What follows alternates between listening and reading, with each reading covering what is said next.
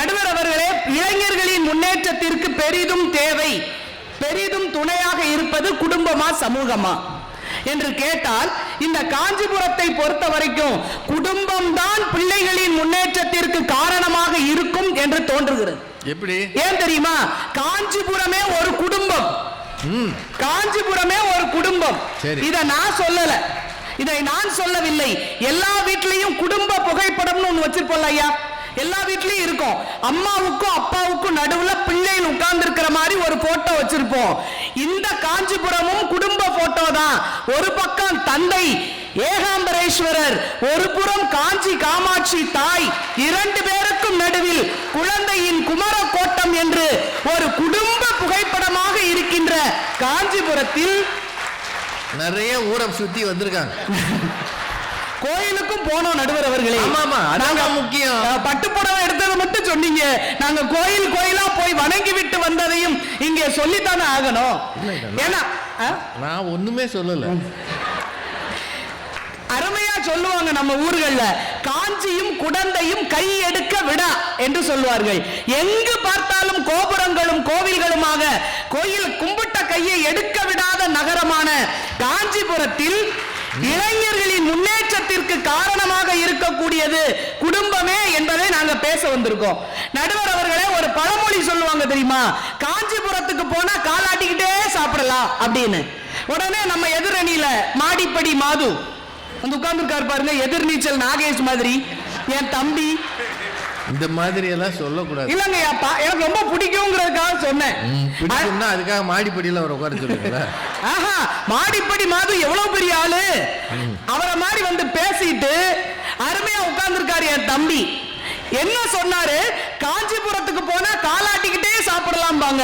என்ன அர்த்தம்? காலாட்டிக்கிட்டே சுகமா உட்கார்ந்து சாப்பிடுவோம்னு அர்த்தம் இல்ல. காலை ஆட்டி நெசவு செய்து அதன் மூலமாக சிறப்பாக வாழலாம் என்று பொருள். நடுவர் அவர்களே, வீட்டில் இருக்கின்ற பெற்றோர்கள் கால் ஓய, கால் வலிக்க காலாட்டி காலாட்டி நெசவு செய்து பிள்ளைகளை உயர்த்துவதால் தான் பிள்ளைகள் காலாட்டி கொண்டே சாப்பிடுகிறார்கள் என்றால், உங்களுடைய முன்னேற்றத்திற்கு குடும்பம் எந்த அளவுக்கு உதவியாக இருக்கிறது என்பதை மறந்துவிடக் கூடாது. அவர் என்ன சொல்றாரு? குடும்பம் வந்து முடக்கி போட்டுருமா. எந்த குடும்பம் உங்களை முடக்கி போட்டுச்சுன்னு கேட்கிறேன். நடுவர் அவர்களே, குடும்பம் முடக்கி போடுமா? இல்லங்க, நமக்கு சிறகு தந்து நாம் பறந்து போக வேண்டும் என ஆசைப்படுவது குடும்பம். இவர் என்ன சொல்றாரு? இளைஞர்கள் எல்லாரும் இங்க புத்தக திருவிழா சமூகத்துல தானே நடக்குது, இந்த சமூகத்துக்குள்ள வந்துதானே இளைஞர்கள் அறிவை பெற்றுக் கொள்கிறாருன்னு சொன்னார்ல ஐயா. ஆமாம்மா, இருக்கு, புத்தக திருவிழா பிரமாதமா நடக்குது. ஆனா இங்க பாத்தீங்கன்னா பெருமளவு பாத்தீங்கன்னா நடுத்தர வயது பெரியவர்கள் தானே நிறைய இருக்காங்க. சரி, மற்ற இளைஞர்களை எங்க போயிருக்கான்? பிப்ரவரி 14க்கு தயார் பண்ணிக்கிட்டு இருக்கான். ஒரு பக்கம் இருக்கட்டும், இன்னொரு பக்கம் என்ன தெரியுமா? ஒரு பக்கம் லவ்வர் படம் வெளியாயிருக்கு, லால் சலாம் வெளியாயிருக்கு. அந்த தியேட்டர்கள்ல போய் பாத்தீங்கன்னா இளைஞர்கள் கூட்டம் இருக்கும். அப்படின்னா என்ன அர்த்தம்? சமூகம் சீரழிவை தான் கற்றுக் கொடுக்கிறது, குடும்பம் தான் நாம் சிறப்பாக வாழ்வதற்கான வழியை கற்றுக் கொடுக்கிறது என்பதை மறந்துவிடக் கூடாது. நடுவர் அவர்களே, குடும்பத்துல பொறுப்பு இருக்கிறதுனால கஷ்டப்படுவோம்னு தம்பி சொன்னார்ல, தம்பி சொன்னார், குடும்பத்துல பொறுப்பு வந்துரும். மூத்த பையனா பிறந்துட்டா ரொம்ப கஷ்டம், பொறுப்பை பூரா நம்ம தலையில வச்சிருவோம். அதுல என்னங்க தப்பு? குடும்பத்தின் பொறுப்பை சுமப்பது என்பது சுமை அல்ல, அது ஒரு சுகம். ஏன் தெரியுமா? நம்முடைய இஸ்ரோ விஞ்ஞானி கே சிவன் அவர் சொல்றார்.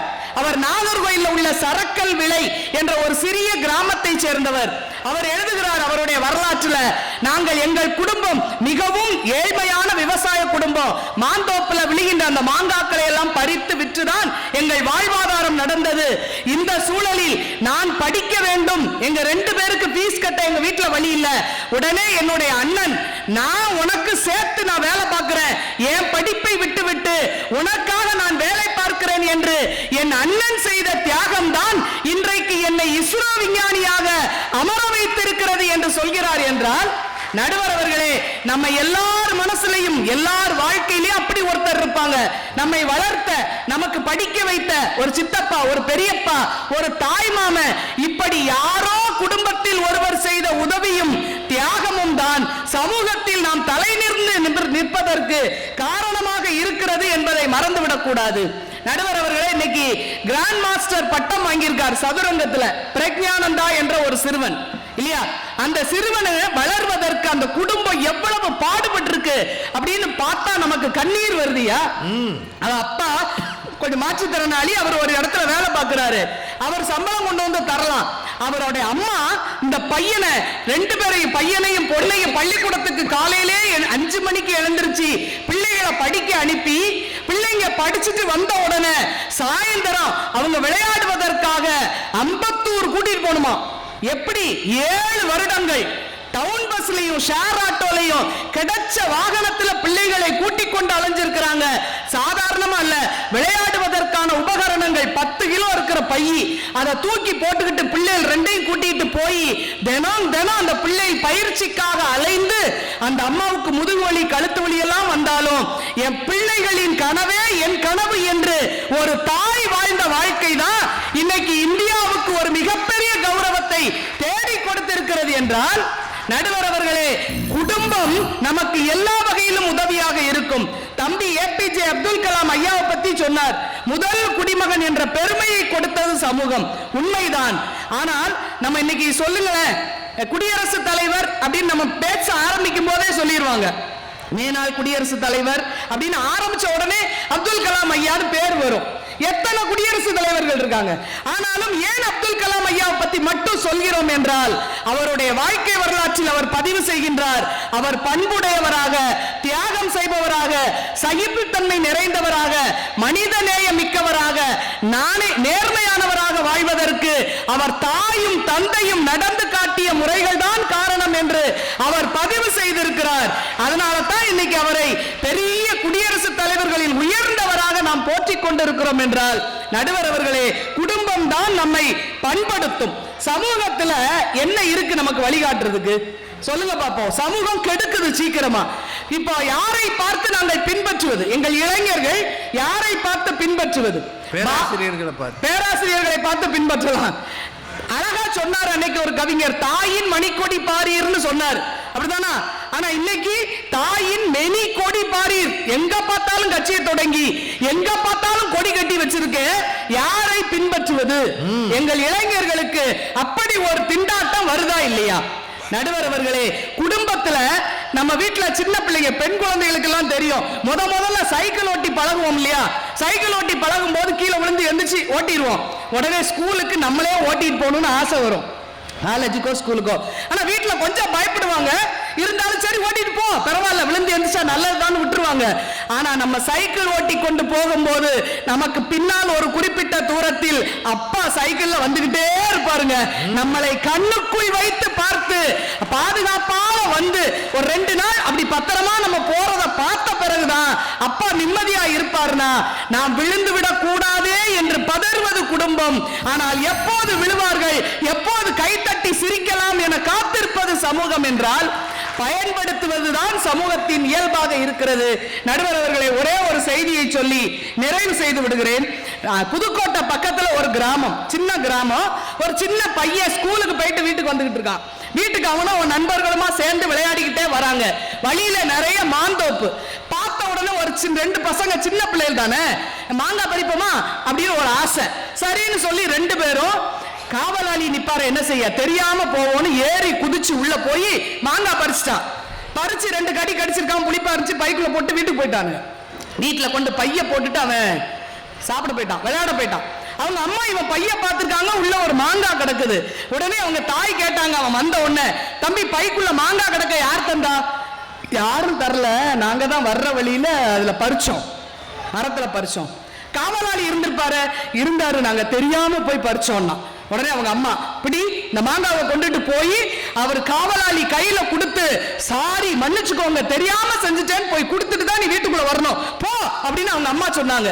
இவன் இன்னமா செய்ய மாட்டேன், நான் போக மாட்டேன், போய் தான் ஆகணும், போய் கொடுத்தீங்கன்னா தான் நீ என்கிட்ட பேச முடியும் போன்னாங்க.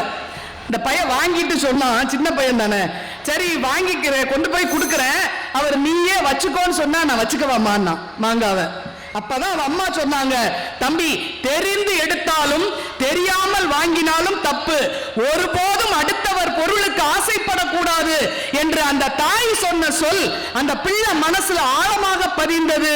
அவர்தான் இன்றைக்கு இளைஞர்களின் எடுத்துக்காட்டு நாயகனாக இருந்து லஞ்சம் தவிர்த்து நெஞ்சம் நிமிர்த்தி என்று சொன்ன தாரக மந்திரத்தை உடைய திரு சகாயம் IAS என்ற நேர்மையான ஆபீசராக வந்தார் என்றால், குடும்பம் பண்படுத்தும், முன்னேற்றத்திற்கு பாடுபடும், தியாகம் செய்யும், நாம் நன்றாக இருக்க வேண்டும் என்று மட்டுமே நினைக்கும். ஆனால் சமூகத்துக்கு அதை பற்றிய கவலை இல்லை. நல்லா இருந்தா பாராட்டுவாங்க, சரியில்லைன்னா தூற்றுவார்கள். இதுதான் சமூகத்தின் வேலை என்று சொல்லி இளைஞர்களின் முன்னேற்றத்திற்கு பெரிதும் காரணம் குடும்பமே என கூறி வாய்ப்புக்கு நன்றி பாராட்டி விடைபெறுகிறேன். நன்றி, வணக்கம். பறிச்சதான் பறிச்சே, ஒரு 10 பறிக்கப்படாது. ஊறுகாயாவது போட்டிருப்பேன். ஒத்த மாங்காயை வாங்கி கொண்டு வந்து அதை டவுசருக்குள்ளே போட்டிருக்கிய, எலி கிளி கடிச்சா யாரா பார்க்கறது? அப்படி திட்டாம 10 மாங்காய் 15 மாங்காய் கொண்டு வாடா, எங்கே இருக்குன்னு சொல்லு, நான் வேணா இந்த பக்கம் நிற்கிறேன், நீ பறிச்சு பறிச்சு போடு. இப்படி இருக்காங்கல்ல.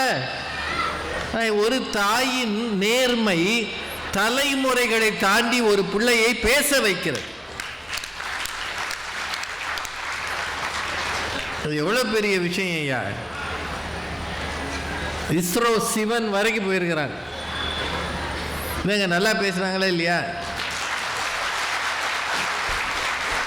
நான் ஏன் இதை அடிக்கடி கேட்குறேன்னா, நீங்கள் கொடுக்குற பாராட்டும் கைத்தட்டும் தான் வந்திருக்கிறவங்களுக்கு பெரிய வெகுமதி. ரொம்ப சிரமப்பட்டு இந்த காஞ்சிபுரத்துக்கு மதுரையிலிருந்துலாம் வர்றதுக்கு நேரடி வழி இல்லை. செங்கல்பட்டு வரணும், இறக்கி விட்டுறாங்க. அப்புறம் காஞ்சிபுரம் போகணும்னா போ அப்படின்றான். அப்புறம் ஒரு வண்டியை கிண்டியை பிடிச்சி தட்டு மாதிரி வந்து ரொம்ப கஷ்டமான டிராஃபிக்கில் எல்லாம் வந்து ஒரு நாள் லீவை போட்டு அங்கே போய் ஒரு உண்மையை சொல்லி,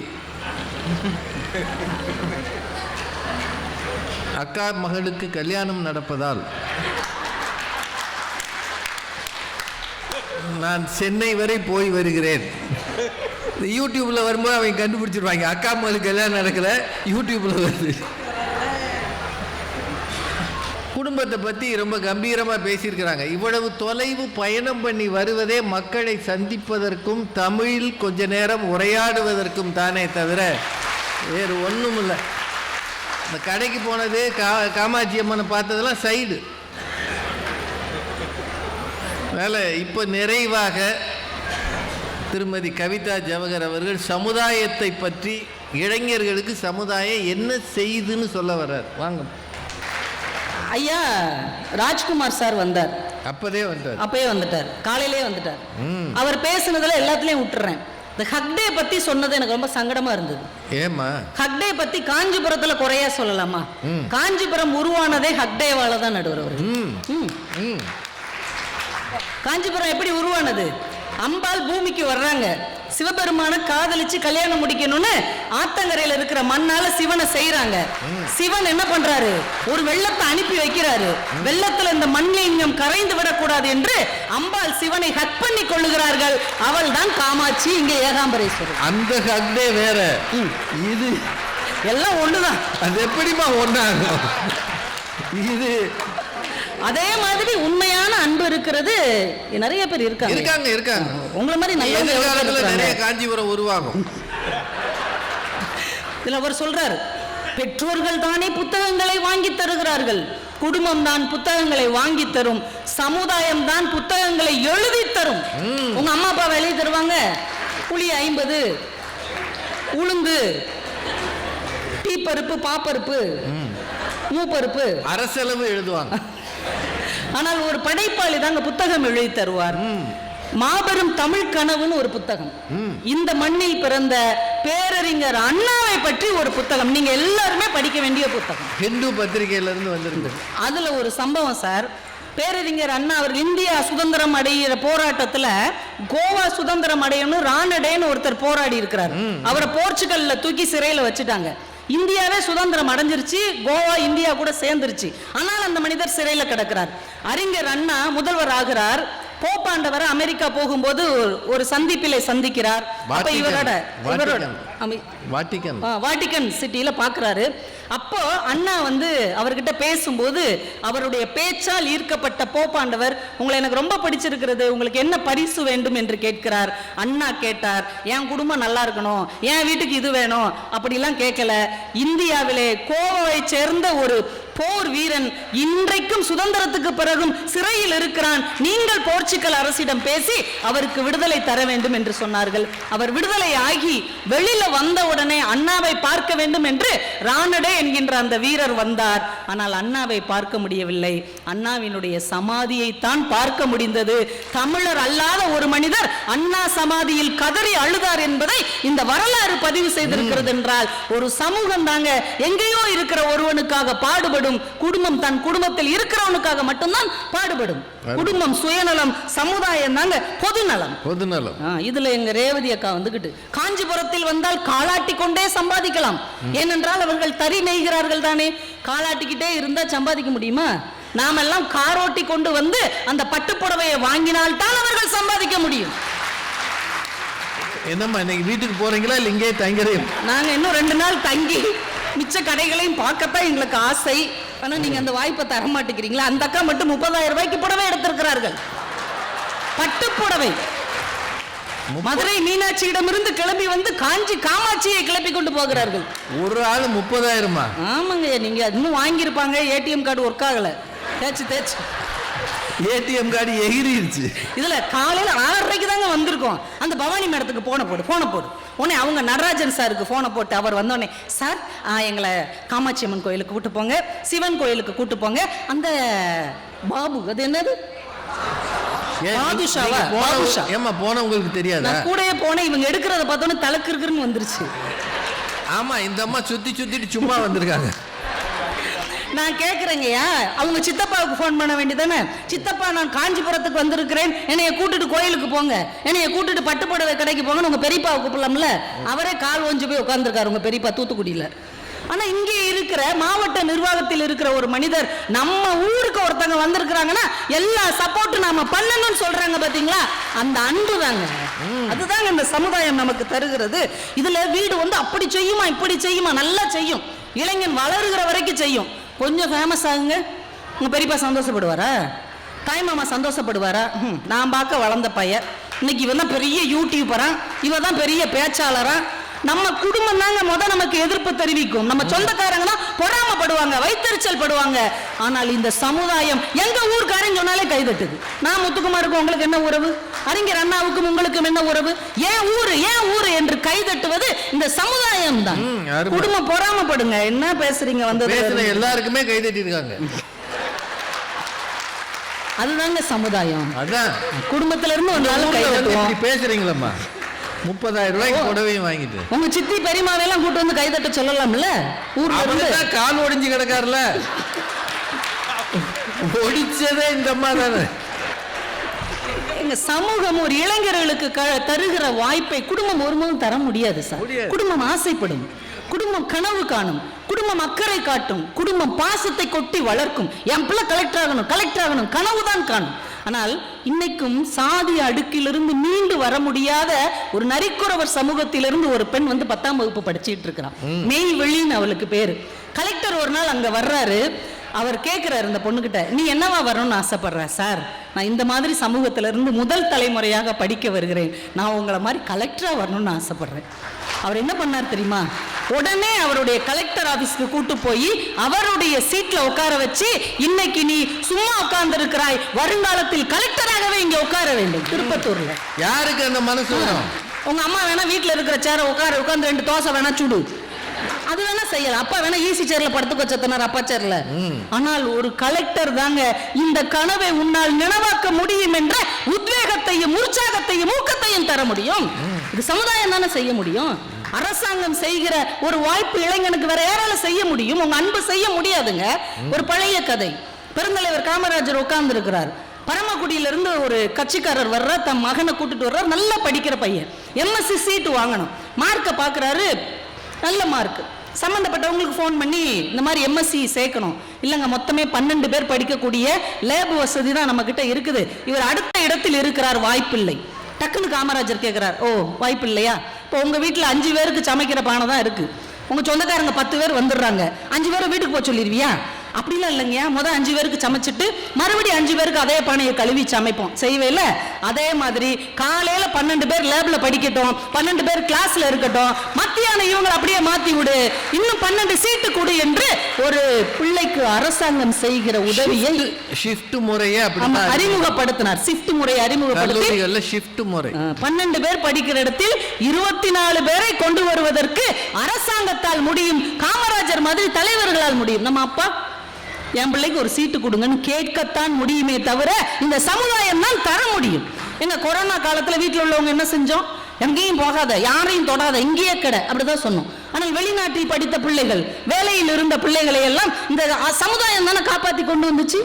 உக்ரைன்ல போர் நடந்தப்ப நம்ம வீட்டு பிள்ளைகளை போற MBBS படிக்கிறது சேர்த்து விட்டுட்டோம். யார் கொண்டு வந்தா? தனி பிளைட் அனுப்பி இந்த நாடு தான் அவர்களை பத்திரமாக வீட்டில் சேர்த்தது என்றால் இந்த மாதிரி பெரிய விஷயங்கள் எல்லாம் சாதிக்க சமுதாயத்தில் தான் சார் முடியும். அனுப்புனது வீடு, கூட்டிட்டு வந்தது நாடு.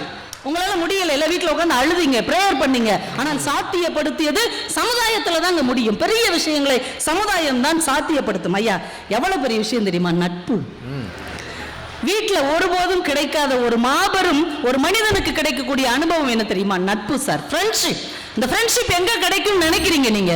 ஒரு ஸ்கூல்ல ஒரு டீச்சரு ஒரு கஷ்டமான கணக்கு போட்டாங்க. பெண்கள் படிக்கிற வகுப்பு, 40 பொம்பளை பிள்ளைங்க. அவங்க ஒரு gift பார்க்க வச்சிருந்தாங்க. இதுல ஒரு விலை உயர்ந்த ஷூ இருக்குது. 40 பேர் இருக்கிறீங்க, ஒரு கஷ்டமான கணக்கு போடுவேன், அதை யாரு சரியா முடிக்கிறீங்களோ அவங்களுக்கு இந்த பரிசு அப்படின்னு சொல்லிட்டு அந்த கணக்கு போட்டாங்க. 10 நிமிஷத்துல 40 பேர் சரியான ஆன்சர் எழுதிட்டாங்க. இப்போ டீச்சருக்கு என்ன செய்யன்னு தெரியல. சரி, 40 பேர் உங்க பேரெல்லாம் எழுதி கொடுங்க, குழுக்கள்ல போட்டு ஒருத்தங்க பேர் எடுத்து அவங்களுக்கு இந்த ஷூ கொடுப்போன்ட்டாங்க. எல்லாரும் அவங்க பேரை எழுதி மடிச்சு கொடுத்துட்டாங்க. பாக்ஸ்ல போட்டு மேம் கொடுக்குறாங்க. ஒரு பேர் எடுக்கிறாங்க, பிரியான்னு ஒரு பேர் வருது. எல்லாருக்கும் சந்தோஷம், பிரியா அப்படின்னு. ஏன்னா அந்த பிள்ளை ரொம்ப கஷ்டப்படுற பிள்ளை. அந்த வகுப்புலயே 3 மாசமா கிழிஞ்ச ஷூவை போட்டுட்டு அவ வந்துட்டு இருக்கிறான். அப்ப இந்த புது ஷூ அவளுக்கு கிடைச்சிருந்தோடனே எல்லாரும் கை தட்டினாங்க, அவளுக்கு கொடுத்துட்டாங்க. வகுப்பு முடிஞ்ச எல்லாரும் போன உடனே சும்மா தற்செயல அந்த ஆசிரியை அந்த பாக்ஸ்ல உள்ள மத்த பேப்பரை பிரிச்சு பார்க்கறாங்க. 40 மாணவிகளும் பிரியா என்று அந்த ஒரு பெண்ணின் பெயரை எழுதுங்க. சார், வீட்டுல ஒரு சாக்லேட் இருந்தா கூட இதை என் ஃப்ரெண்டுக்கு கொடுக்கட்டா, உள்ள வை, ஃப்ரிட்ஜுக்குள்ள வை, ஃபாரின் சாக்லேட் 1 மாசம் வச்சு சாப்பிடணும், அவளுக்கு கொடுக்குறேன் இவளுக்கு கொடுக்குறேன், இதுக்காக நான் கஷ்டப்பட்டு உழைக்கிறேன் அப்படின்னு நீங்க சொல்றீங்க. இல்ல வீட்டுல சொல்லுவாங்க, இல்ல தாய்மார்கள் சொல்லுங்க. ஆனால் நட்பு என்னுடையது எல்லாமே உன்னுடையது என்று விட்டு கொடுக்கும் இல்லையா? அதையெல்லாம் இந்த சமுதாயத்துல பார்க்க முடியும். ஆசிரியர்கள் மாதிரியான ஒரு இனத்தை எங்கெங்க பார்க்க முடியும்? வீட்டுல பார்க்க முடியுமா? இந்த உலகத்திலேங்க யாரோ பெத்த பிள்ளைய ஏன் பிள்ளைன்னு சொல்லக்கூடிய உரிமையும் தகுதியும் படைத்தது ஆசிரியர் சமுதாயம் தானே. அதனாலதாங்க உலகத்தின் மாவீரன் அலெக்சாண்டர் ஒரு ஸ்டேட்மெண்ட் கொடுத்தான். இந்த உலகத்திற்கு நான் வருவதற்கு என் பெற்றோர்கள் காரணம், இந்த உலகம் என் கையில் வருவதற்கு என் ஆசிரியர்கள் தான் காரணம் என்று சொன்னான். ஐயா, இந்த உலகத்தின் 80% திறமையாளர்கள் பெற்றோர்களால் அல்ல, ஆசிரியர்களால் தான் கண்டுபிடிக்கப்பட்டவர்கள் என்று இந்த உலகத்தில் எல்லா திறமையாளர்களும் நிரூபித்துக் கொண்டிருக்கிறார்கள். மகாகவி பாரதி கூட அவங்க அப்பா அவர் ஆங்கிலம் படிக்க வைக்க ஆசைப்பட்டார், அவரை பேராசிரியராக்கணும்னு ஆசைப்பட்டார். ஆங்கில வகுப்புல உட்கார வச்சாங்க, கணக்கு வகுப்புல உட்கார வச்சாங்க. அவர் எழுதினார், கணக்கு எனக்கு பிணக்குன்னு எழுதிட்டார். அந்த ஆசிரியர் சொன்னார், உனக்கு கணக்கு வராது, கவிதை வரும், தமிழ் வகுப்புக்கு போ என்று சொன்ன பிறகுதான் பாரதி என்கின்ற யுக கவிஞன் இந்த மண்ணில் தோன்றினான் என்றால் ஆசிரியர்கள், நட்பு, பொதுநலம் எல்லாமே சமுதாயம் தந்தது என்று சொல்லி வாய்ப்புக்கு நன்றி கூறி விடைபெறுகிறேன். நன்றி, வணக்கம். சமுதாயம் நம்முடைய உறவிலே பொறாமைப்படுவதில்லை, ஆனால் கைத்தட்டி பாராட்டி ஆரவாரம் செய்கிறதுன்னு கவிதா ஜவஹர் சொன்னாங்க இல்லையா? அது எங்க வாழ்க்கையிலே நடந்தது.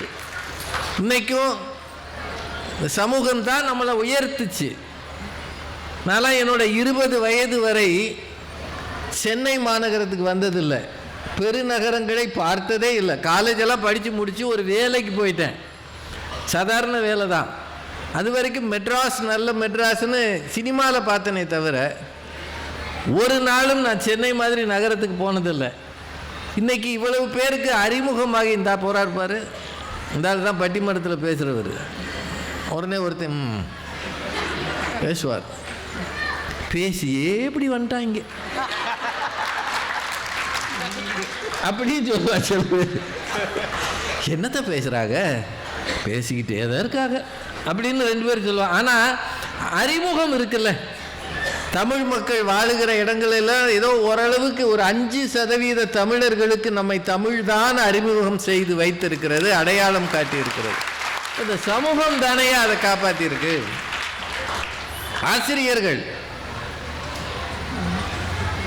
ஆசிரியர்களுக்கு தான் உங்களிடம் இருக்கிற ஆற்றலை கண்டு சொல்லுவார்கள். இந்த தம்பியெல்லாம் ஒரு வீட்டில் சாதாரண குடும்பத்தில் இருந்தவரை யாரோ ஒரு குரு அப்படியே கொண்டு வந்து இன்னைக்கு அந்த குடும்பத்துக்கு ஒரு விளக்கு மாதிரி இந்த பிள்ளையை கொண்டு வந்திருக்காங்கன்னா இதுக்கு காரணம் நல்ல ஆசிரியர்கள் தானே. நீங்கள் உங்கள் ஒவ்வொருத்தரையும் உங்கள்கிட்ட கேட்குறேன், ஒரு 50 வயசு 40 வயசுக்கு பிறகு உங்கள் வாழ்க்கையை திரும்பி பார்த்தீங்கன்னா உங்கள் அப்பா, சித்தப்பா, மாமா அவங்க எல்லார பற்றியும் ஒரு நினைவு இருக்கும். இதை தாண்டி வெளியில் இருக்கிற யாரையோ நீங்கள் நினைத்து பார்க்கிறீர்கள் என்றால் நிச்சயம் அவர் உங்கள் ஆசிரியராகத்தான் இருப்பார். ஒரு நேரம் ஒரு தப்பு பண்ணப்போ கிட்ட வந்து காதை அப்படி முறுக்கி, டேய் உன்னை எனக்கு ரொம்ப பிடிக்கும்டா, அடிக்க விட்டுறாதடா.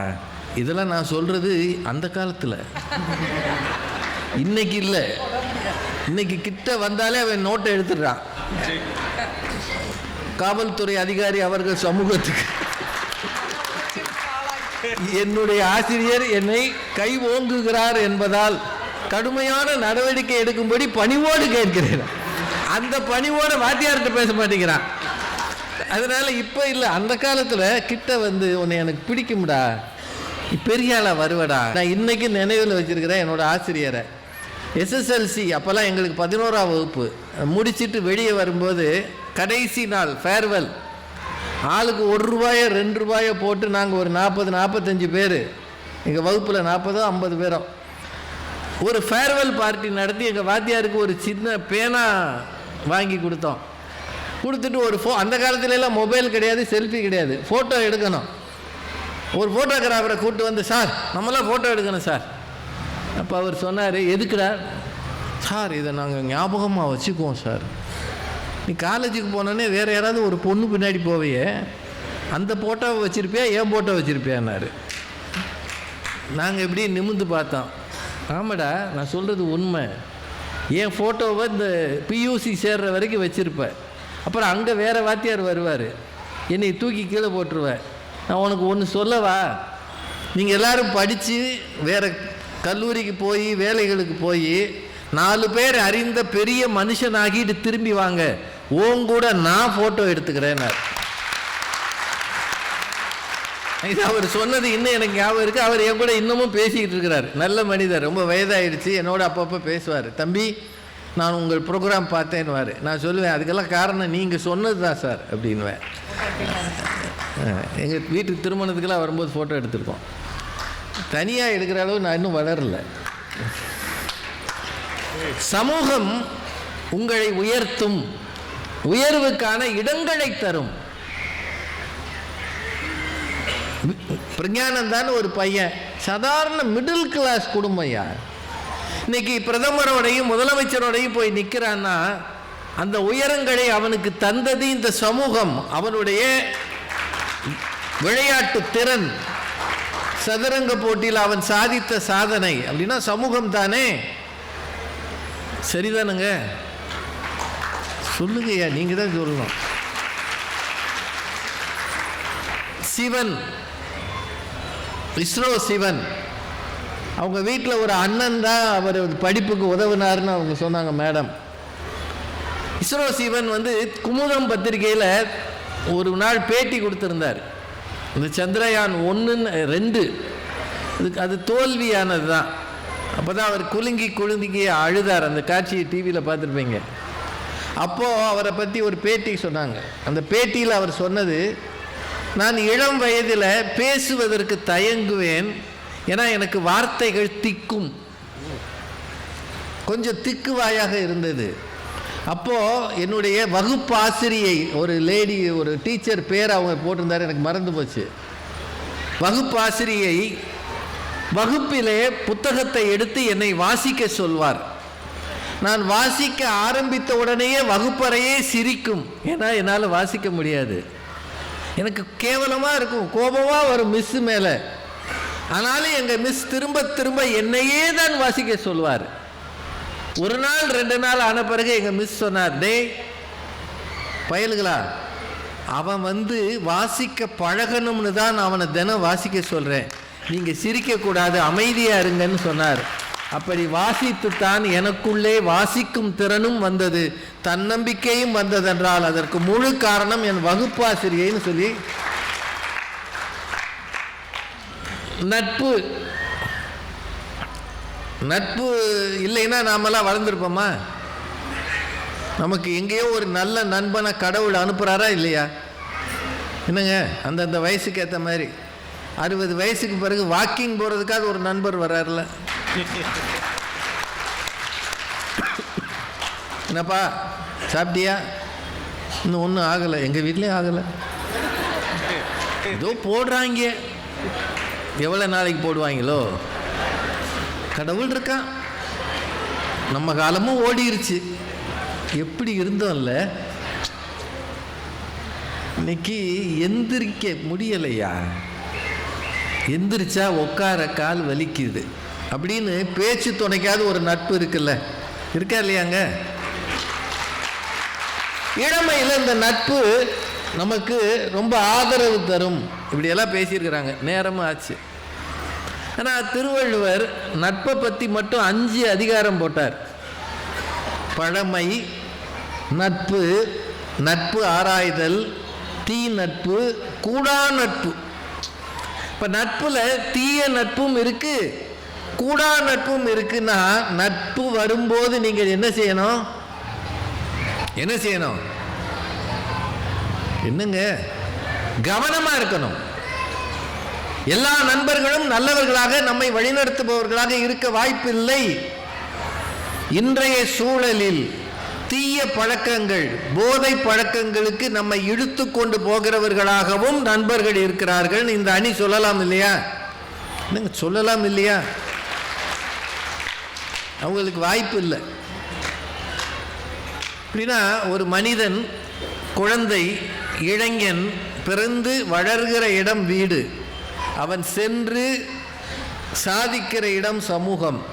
இது 2ல் சமூகம்தான் அவனுக்கு வாய்ப்பு வசதிகளை தருகிறது, கல்வியை தருகிறது, விளையாட்டு மைதானங்கள் வைத்திருக்கிறது, நூலகம் வைத்திருக்கிறது, இந்த மாதிரி கோவில்கள், திருக்கோயில்கள், அறிவு கோயில்கள் அத்தனையும் வைத்திருக்கிறது.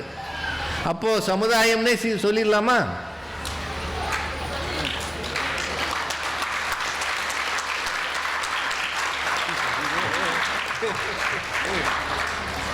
ஆயிரம் தான் சுத்தினாலும் சமூகத்தில் 6 மணிக்கு உங்களை தேடுறது யாரு?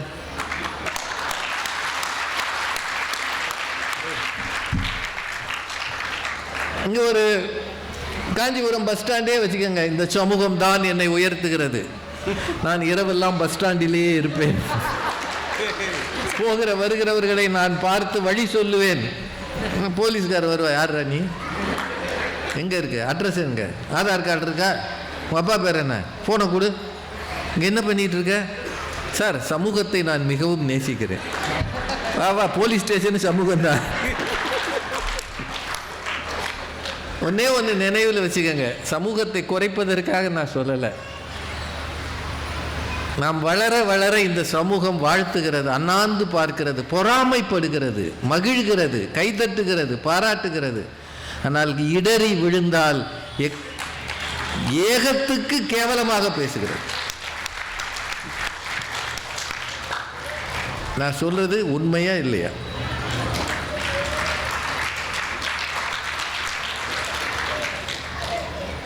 சார் டெய்லி நம்ம ஒரு பெரிய படகு காரில் போகிறோம்னு வைங்க, இல்லை இப்படி வச்சுக்கோங்க, பைக்கில் போகிறோம் முதல்ல, அப்புறம் கஷ்டப்பட்டு காசு சேர்த்து படகு கார் வாங்கிட்டோம். எவனோ நம்ம மேலே கம்ப்ளைண்ட் எழுதி போட்டான், எதுக்கோ ரெய்டு வந்துட்டாங்கன்னு வைங்க, பேச்சுக்கு வச்சுக்குவோம். சமுதாயம் என்னைக்காவது வந்து நின்று, சார் என் பையன், இந்த பையன் பைக்கில் போனவன் இப்போ காரில் போயிருக்கான், எங்கள் தெருவுக்கே இவன் தான் பெருமையான ஆள், செலிபிரிட்டி, விஐபி, ஒரு பேர் சொல்லுவானா? எனக்கு அப்போவே தெரியும்டா. ஏசி காரில் என்ன துமுறா போனாயா?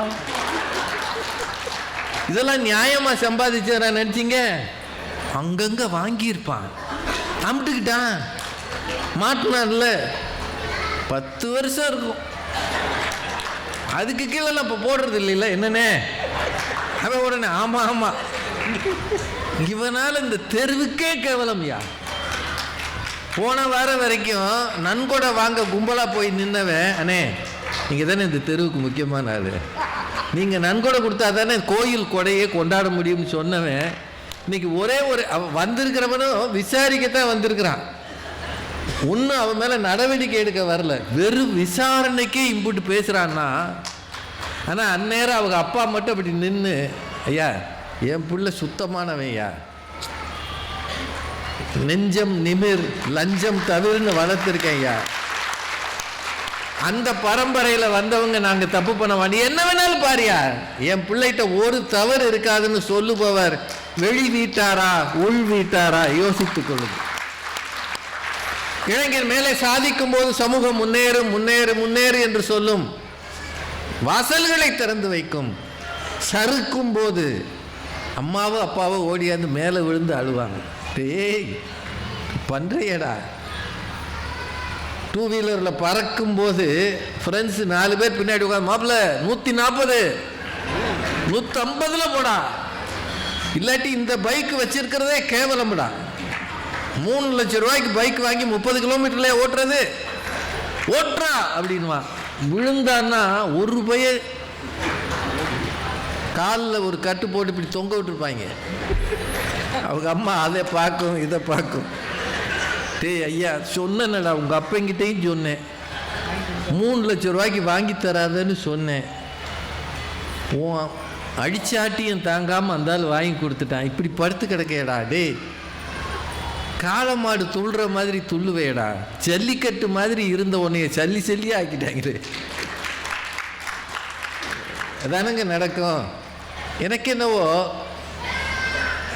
சமூகம்தான் அத்தனை வாய்ப்புகளையும் தருகிறது, வாழ்த்துகிற வாய் திட்டவும் செய்கிறது. ஆனால் வீடு அதிகம் வாழ்த்துவதில்லை, திட்டுகிறது. காரணம், நீங்கள் சமூகத்தில் வளர வேண்டும் என்பதற்காகவே வீடு திட்டுகிறது, உயர வேண்டும் என்பதற்காக உயிரை கொடுக்கிறது.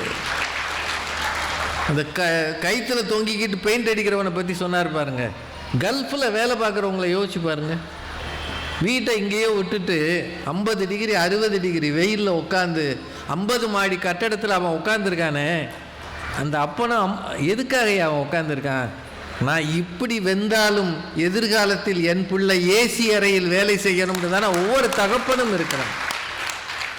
அப்படின்னா பெரியவர்களே, எனக்கு என்னவோ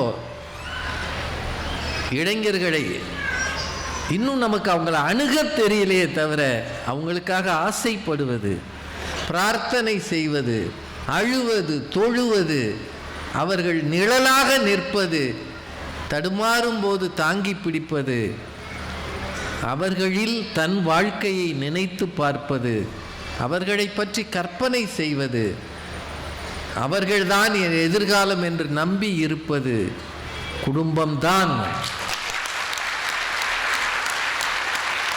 அந்த குடும்பம் இன்னும் நெருக்கமாக இளைஞர்களுக்கு வழிகாட்ட வேண்டும் என்ற வேண்டுகோளை வைத்து இத்தனை சிறப்பாக இந்த ஏற்பாட்டை செய்த மாவட்ட நிர்வாகத்துக்கு நன்றி சொல்லி, கடைசி வரைக்கும் இருந்த உங்கள் ஒவ்வொருவருக்கும் நன்றி சொல்லி வணங்கி விடைபெறுகிறேன். நன்றி, வணக்கம்.